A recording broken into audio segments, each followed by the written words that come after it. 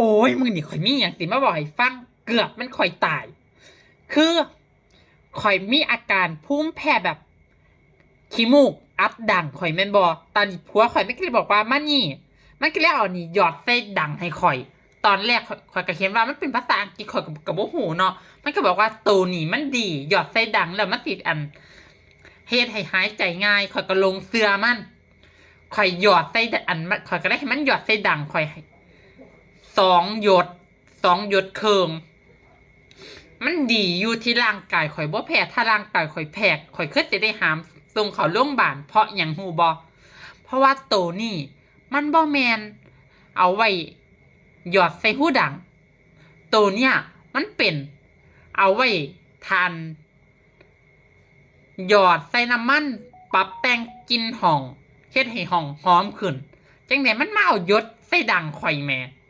ดีตัวข่อยบ่แพ้เพราะว่าอันตัวนี้ข่อยเห็นมันเขียนคำเตือนไว้ว่าห้ามให้ถูกผิวหนังเพราะมันสิรู้สึกแพ้แต่ก็ยังดีที่ดวงข่อยมันซอยบ่นั่นข่อยคือสิแพ้ค่ะ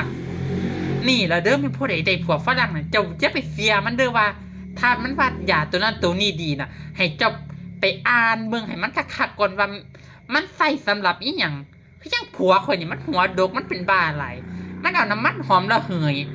ตบแต่งกลิ่นห้องเอามาหยอดใส่ดังให้ข่อยดีตัวข่อยบ่แพ้ดีตัวข่อยบ่เสียบดังดีตัวดังข่อยบ่เป็นแนวอื่นดังข่อยเฮ็ดมาแพงระวังไว้เด้อแม่ผู้ใดมีผัวฝรั่งก็ได้นี่เด้อเฮ้ยข่อยเงิด